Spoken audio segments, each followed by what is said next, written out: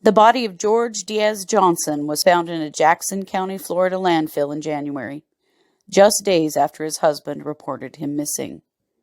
George's roommate, Stephen Robert Yinger, has been indicted by a grand jury in George's murder.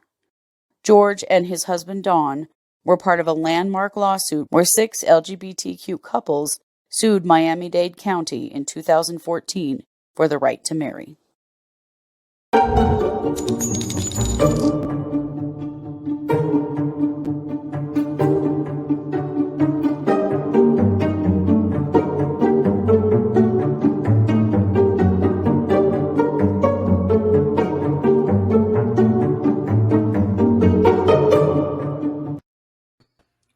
Hey everybody, welcome to True Crime Paranormal with the Psychic Sisters.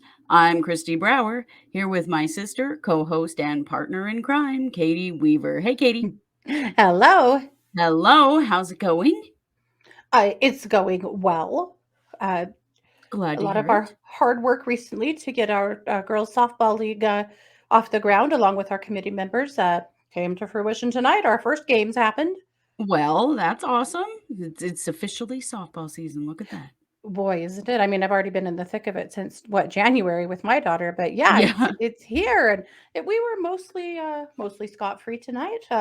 No big incidences, but one just hilarious, such typical. Uh, the games tonight were 10U, which means it's little girls that are between the ages of 8 and 10. And some of them played softball before, some of them haven't. They're still really learning, you know. Yeah.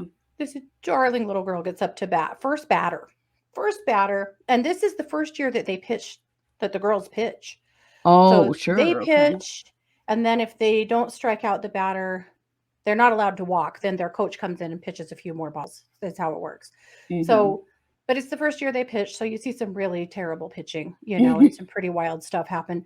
But the other team had a little pitcher that was, occasionally actually putting the ball over the plate, which is pretty great. Nice. And her first pitch, man, she hurled it in there. And this little girl just looked like a pro. She had all of her gear. She had cleats. She had baseball pants. She had a strap around her glasses to hold them on her face. Like she was ready to go. Pounded the ball. Big old line drive right up towards the pitcher. Turns drops the bat, turns and runs as hard as she can, straight to third base. Oh no. Everyone's Oh, yelling. She's epic not hearing fail. it. She stands on third. The pitcher looks so confused. Her coach is like, throw it to first. So she throws the ball to first, and the first baseman's like, I don't know. The coach is like, touch your bag. So she touches her bag. The umpire calls her out. And our hero still doesn't know what happened. She's just standing on third, thrilled she hit the ball. And finally, her coach had to come out and be like, honey, you're out. And she was like, why? She's Oh But she man. got a hit. So Yeah. so I'm like, okay, first game jitters. I get it. We've seen things like this before. The next time I she got made up to bat, no shit, she tried to do it again. Are you Hit the ball, serious? took off towards third. Basically, the whole world was like, no. And she wheeled around and went to first and was safe. Oh, Uh, that's fantastic. Well, good for mm-hmm, her.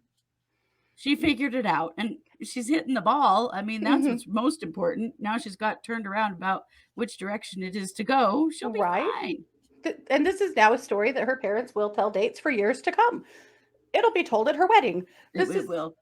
she just Yeah. created something that, oh It's a my memory God, for everyone. it was so funny and cute. Anyway, so yeah, other than that, like things went great. This is why I love little girl softball. You see the funniest and cutest things Oh yeah. That is epic and fantastic. and growth. Because Yeah. right now, these pitchers, man, they are terrible. The batters, well, it's rough beginning of the Mhm. season. By the time these girls are done, the growth that you see in a 6 week season Oh at this yeah. age is crazy how much better they Mhm. get. So that's fun to watch too. But Doing it over and over again. Oh, that's awesome. mhm. Yep. So there you go. That's my day. Well, nice. Well, I'm doing well too. My day was doing our effing taxes. Oh God. And Yeah. yes, I got them done on time. Good It's the job. day of. I When know. am I not doing them on the day of? Occasionally, like a few days before. I don't know. But hey, they're in. I'm done. Good So, job. I didn't. I missed the didn't you? deadline. No. Uh-oh. Okay. You're No, I gonna didn't. extend. You can't extend unless you're paying. So no. Oh, Apparently oh, I'll that's just right. end up taking whatever fine is thrown my way. Not unlike me and the US government. So whatever. Hey, we got our taxes all caught up because you guys, if you've never been self-employed, you just Oh don't my even know. gosh. We got ours all caught up last year. And so this year I'm like, okay, I got to be sure to have enough deductions that we don't owe anything. We're not effing this up. And I made it. I made it. Well, So, I realized with Mars starting college this year, we'll have the big education credit again, which might save our bacon this year. We'll see. But the joys, right? Not mm, really. well, years and years ago, we got inheritance money from our parents, which was amazing. And then we all went and did the wrong thing tax wise and killed ourselves. Yeah, And it's well, I taken think we years to got some repair it. rough advice. Hmm. Things that we didn't think were taxable were, and Hmm. it was tough. So, Well, we but were also idiots and didn't know what we were doing. And, no, not a clue. But I can say now that I currently don't owe the IRS anything. oh, I can't. I cannot say that. But, Yeah, well, here we are. here, here, here we are, and I hear a rumor that you've got a little weird crime time for us. Oh, yes, I do. Let's hear it.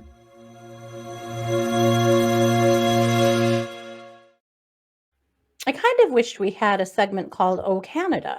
Like we have Oh Idaho and Florida Man, Oh, because Oh Canada. Canada. Yeah. Yeah. But the problem is, it's really not worth the time to make the graphics and everything for Oh Canada because they don't usually have a lot of bullshit crime. Or if they do, we No, don't hear about it. And maybe we need to hear more. If you're maybe we Canadian do. and you're seeing dumbass crime happening, you really should send it to us because Bring it we'd on. probably do something with it. This is a very Canadian crime, I will say. Ooh. And it gives a whole new meaning to the term having sticky fingers. Now, you've heard Oh. this term about people that are thieves, right? Mm-hmm. Better watch out for him. He's got sticky fingers. Don't let him in the till. He's I'm got sticky getting fingers. maple syrup vibes here. Am I wrong? You are not wrong. You might be psychic. There was a maple syrup theft.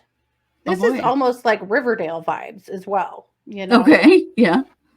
But back in 2012, there was a man named Richard Vallieres who was part of a massive scheme to steal maple syrup. Yep, You need a massive scheme to steal maple syrup? Wow. you will I be didn't know. surprised. So he and his accompanying thieves have been now sentenced, and he was the ringleader of the whole ordeal. So they were targeting a Quebec warehouse that stockpiles emergency reserves for the Quebec maple syrup producers. They have emergency reserves, just in case. Well, these Okay.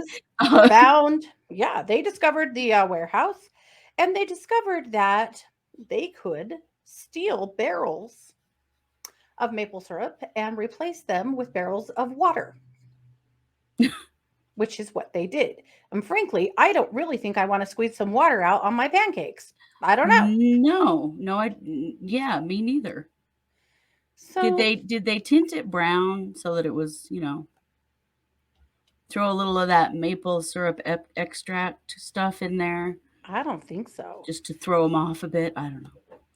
See, Well, I'm learning during, how to be a good criminal. We're yeah, learning how to be good at crime by doing right. this. Well, here's the problem. Those barrels are very dense when filled with syrup. They're about Mhm. 600 pounds. Oh, Lord. And so an auditor discovered, or an inspector, that some of the barrels were empty or not nearly as full as they should have been, and also didn't have syrup in them. So that's how they figured it out. So these guys had taken all of this syrup and they sold it all in Canada and the US, illicit syrup, if you will. Is there a to black the market tune for of syrup? what you're going to find out, to the tune of $8 million. Holy shit. I need Yeah, to be planting a tree in my backyard. this is no white collar crime, people. Right. This is, well, yes, it is. It's not a blue collar crime. Yeah. It's a brown collar crime, if you will. Anyway, so he got busted. And in 2016, he got busted. And anyway, he's been got through the court system. And initially he said, yes, I did sell all of the syrup for $8 million, but I personally only received after, expenses. This is expensive stuff. And you have to, pay for all of the, I don't know what, all the processing, the fellow thieves. There was apparently a lot to pay for because he Those only actually maple brought home, leaf-shaped bottles. right? I don't He only know. brought home a measly $800,000. So his attorney said he shouldn't have to pay back $8 million. He didn't get $8 million. And initially the courts agreed and said, okay, fine, pay back $800,000, stupid. But then the Quebec syrup company said, but we're still out that much syrup. So Right. they appealed. It went clear to the Canadian Supreme Court, who said, why should we incentivize theft? Why should we make it okay to put a dollar amount on it based on how much you actually made? We think that's wrong. It's not So, our fault if you suck at business. Come on. yep. So, whoops, now he has to pay another $7.2 million. So, Where do you sell $8 million worth of maple syrup? I don't know. I don't know. It's possible that lots of us have been using stolen maple syrup and didn't even know it. Wow. I better Yeah. check the fridge. Now, luckily, I don't think they were selling Jingle Jangle, just maple syrup. Just maple syrup. That's a Riverdale reference if you don't get that. It is, yeah. But, I mean, I like maple syrup, but what? but $8 million worth? $8 million worth? Like, I'm just very confused. This stuff is, I mean, it is worth, well, a lot. $8 million. $8 million. So there you go. That is my weird crime time. Well, thank you. So I'm going to kick the mic back over to you for our main case. Okay.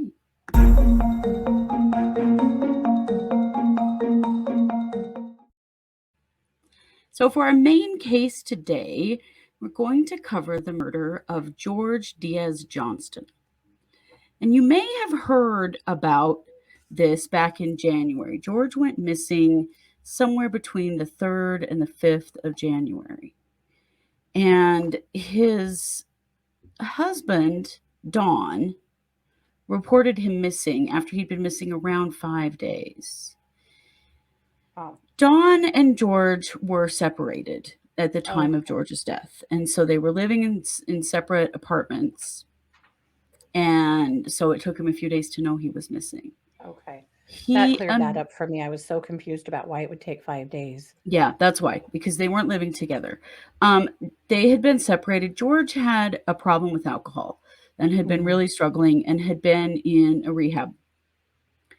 And while in that rehab, he met Stephen Robert Yinger.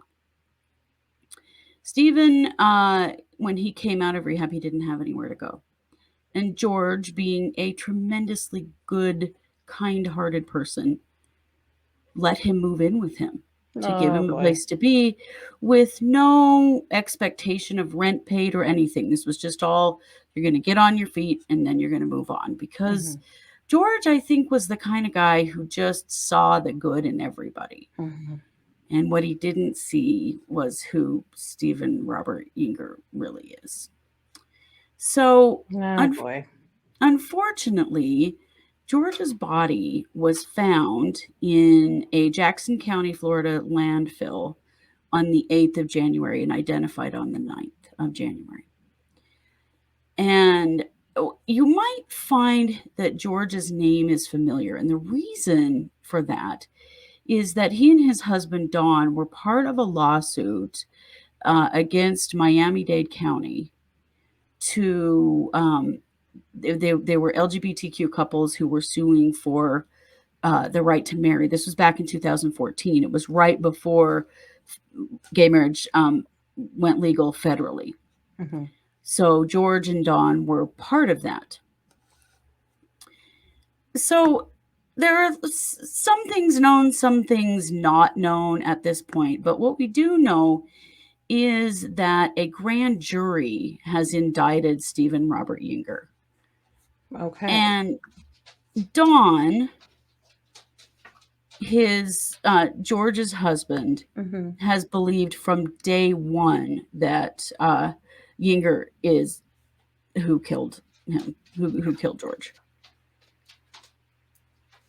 At first, they actually looked into Dawn because he didn't report him missing for a while. But then, they kind of figured out what was going on. So Yinger was also arrested the day after George's body was found because he was driving George's car. What? And he was still living in George's apartment. Oh, God. Charged with theft, trespassing, resisting arrest, and possession of drug paraphernalia. So he was driving his car. It was said also that he actually was renting George's car out to his drug dealer for a while. Like, this was real bad. Real bad. Now, we know that George was strangled. We don't really know why. And this is one thing that bothers me.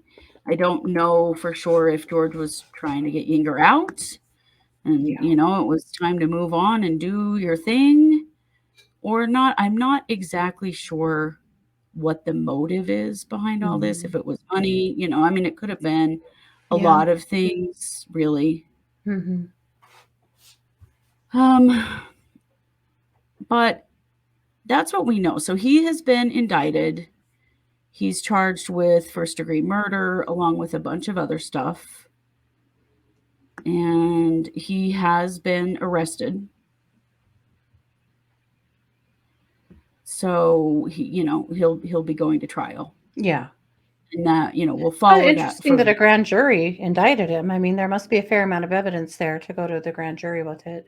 I think there is, yeah, but boy, they're being very quiet with it. Obviously, part of that is, grand juries are secret, and so we don't know what was presented at the grand jury. But, I mean, Yinger's behavior after George died has been horrifying. Right. But you know what he did is he wrapped him up in his bed sheets and he threw him in the dumpster behind his own apartment.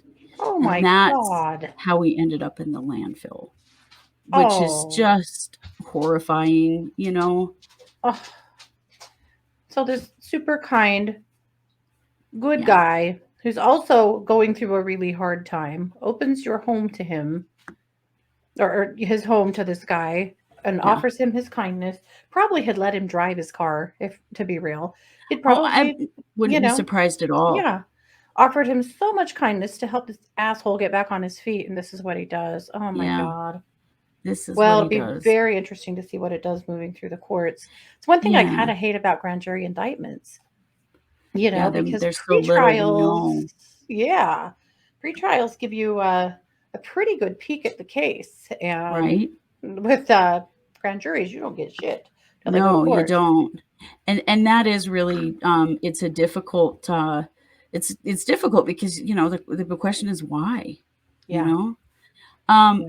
So George's brother is Manny Diaz, who is a former Miami mayor.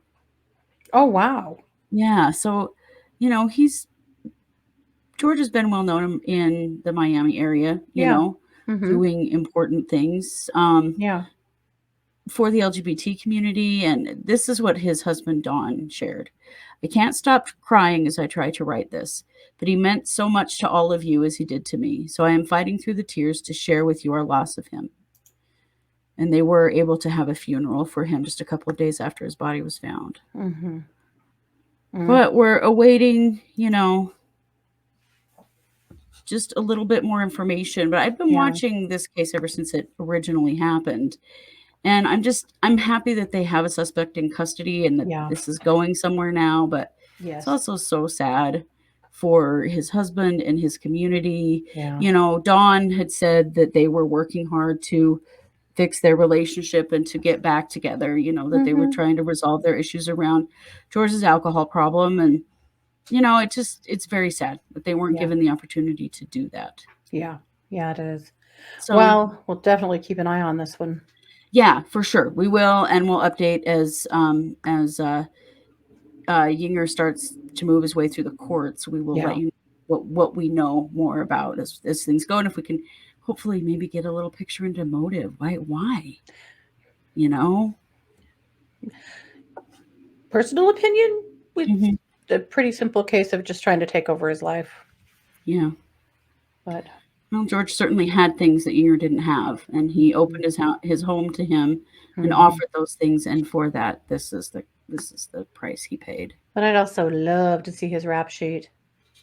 It's a mile long. Yeah, that's what I figured. It is. Yeah, he's got a very significant criminal history. This is a picture of George Diaz. Just known to be a very kind and loving and giving soul. Yeah. Well, justice for George, dang it. Definitely justice for George. Absolutely. And Katie, I know to wrap up this episode, you have a little WTF news for us. Oh, do I?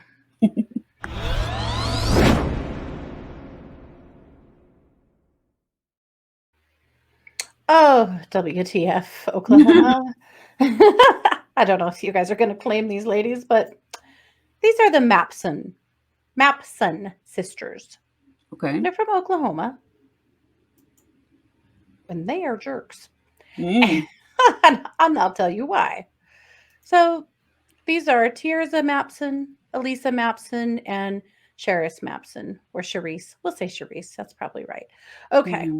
So these three are going to prison. Oh, dear. Well, yeah. Because Tirza Mapson gave birth to a child in 2013. In 2014, a court gave her physical custody with the father getting some visitation rights. Sure. Dad didn't just melt off into the sunset. He wanted to be involved in his child's life. She wasn't having it. There's been all kinds of custody disputes going on. He actually now lives in Florida, and she lives in Oklahoma. And so there's been a lot of trouble in sharing custody of this child. And she just doesn't want to. And I'm sure there's been drama on his end too. I don't know. But, I've seen these things before. So I'm sure it's been ugly. But it was ugly enough to the point that Tirza decided that life would sure be easier if he was unalived. Oh. So she and her two sisters formulated a plan. They were supposed to be meeting halfway to hand off the kid for a 2-week visitation. This was supposed to happen on June 18th, 2018. And apparently, according to all of the text messages that the FBI obtained, these three had been texting back and forth, planning this murder for quite some time. Oh, boy. Why are you people still doing this by text? My God, how many times? Have you learned nothing? It's fine. Keep doing it. It's working for us. It gets you caught, so that's good. Yeah. So they were meeting in, a halfway point between the two parties. And I do know where that is, but I've lost it. I'll get to it. At any rate, so they get to this place called Barbara Ann's Place. It's a convenience store in Eldridge, Alabama. Okay. So for 4 hours, they don't show up and keep sending texts basically saying, oh, ran into traffic. We're running late. Looks like we'll be another hour and a half. Anyway, they're several hours late. So these guys are sitting in the parking lot of this Barbara Ann's Place and waiting. And she just keeps sending more messages. Oh, sorry, a little bit longer. The kid just puked. Just all of these excuses and whatnot. Well, at some point, about 5:40, suddenly they start hearing gunshots. And those gunshots start ripping through their car. Oh. and hit the dad of this child, the ex-lover, and goes straight through his shoulder and into his chest, a bullet. So they bail out of their car and run into the convenience store. And then they call 911, and the shooting stops. And luckily, the bullet was removed and he was okay, not life threatening. So they didn't actually kill anybody, thank God, though they did really try. Mm-hmm. And one of the texts was sent to the sister, Charisse, who is a former Marine. And Oh. the federal government said has a skill level in rifle marksmanship. Oh, goodness. Well, the morning of the attack, Sister Elisa texted her and said, "It's just like playing Halo." Oh, Yeah. God. Wow. Hmm. At any rate, apparently the store that they were at, there's a church across the street, and there's a wooded area and kind of a hill right next to the church, and they were hiding in that wooded area. Wow. So really taking like sniper like shots. Mm-hmm. Anyway, because they're stupid and, well, also would be killers, they did get caught, and they're all three going to prison. Wow. Wonder who's got custody now. Yeah. Oh, wow. That's terrible. Yeah. That is no way to solve a problem. No. And now all three of them are going to prison. So whatever other children they have, or lives they had, they have completely destroyed by this stupid idea. So Really thank goodness their victim lived and his wife was uninjured. But yeah, that's what happened. Yikes. Mm-hmm. Well, we learn on a regular basis in true crime what not to do. And we learned a lot of stuff to not do. A lot of that. Yeah. Yeah. And no, it's not just like Halo. No, it is not. This is real life human beings. Totally different. Well, this is our Tuesday episode. We will be back tonight, Tuesday, at 7 p.m. Mountain for the cold read party that we do once a month for our channel members here on YouTube. So if you are interested in that, what we do is it's a live stream that's for members only. You can bring us a cold case, bring us, some information, a little paragraph to get us started, and we will give you a cold read on what we see has happened in that particular case. They do need to be cold reads. We do not read current cases, so bring a cold one. Crack open a cold one. There's lots of them. If you have not joined our channel yet, you can do that. Just True Crime Paranormal on YouTube. It says join right on the homepage there. And just click on that. It's $4.99 a month, and you get to come every month and bring us a new case, and we'll read it for you. Yeah, it's a good time. Yes, an interesting time. We always hear some interesting stuff. Occasionally, we'll take one of those cases and make it a main case because it's just super interesting and has a lot of data, and we want to take it to all of you. Yeah, well, you all know of cases that we don't know of. I mean, it's just so much out there. So that's tonight. We'll be back on Wednesday with another new episode, as well as Wednesday night at 7 p.m. Mountain for our Case Updates live stream. Yeah. Which I was going to say, let's talk about the Vallows. Oh, yes. So Chad's in court this morning, Tuesday morning, at 9 a.m. Mountain. And then Lori's in court, depending on which state website you look at 1 or 1:30. Yeah. To be arraigned finally on all of these murder charges. They've been stayed now for a year. So she's finally getting really fully charged with first-degree murder and first-degree conspiracy to commit murder. Right. And it does sound like the death penalty is attached, just like for Chad. So all of that's going down. Judge Boyce is not a friend of the show right now because he has been all along up till he's really screwed up this time. These hearings have to be open to the public. For the last 2 years, because of COVID, they've been live streaming them on YouTube, and that's made it so easy for us to be able to bring them to you guys. Right. Well, now the courtrooms have opened back up, so they're not allowing live streaming anymore, which is just sucky. we wanted to go today to Lori's arraignment. Neither of us, our schedules are going to allow that. So it's not going to happen. All we could have told you is what we saw. And honestly, Lori's going to be in court for all of about 5 minutes. It's Right. just an arraignment.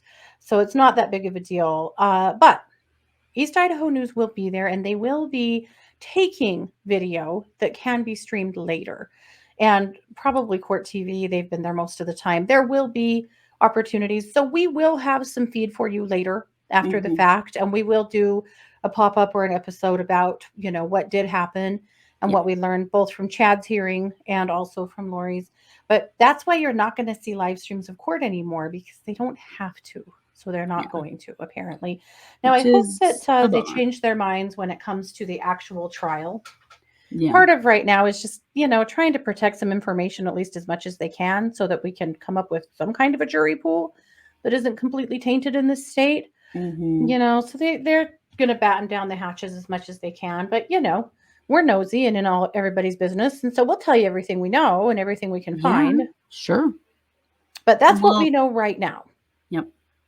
But we will, after the fact, stream that. We'll tell you what happened. We'll tell you what it means. All of that stuff like we usually do. Yep. No. And then, and then on Thursday is the Psychic Hour, also at 7 p.m. Mountain. And those are live streamed on YouTube and Facebook. Or, of course, you can always get them after the fact on our podcast or on our YouTube channel or our Facebook, anywhere after that. So we have lots more great content to come this week. So don't miss it. Be sure to like, subscribe, share, and comment. That always helps us to grow and is appreciated very much. And as always, you know it, we are True Crime Paranormal with the Psychic Sisters. Thanks for being here. Take care.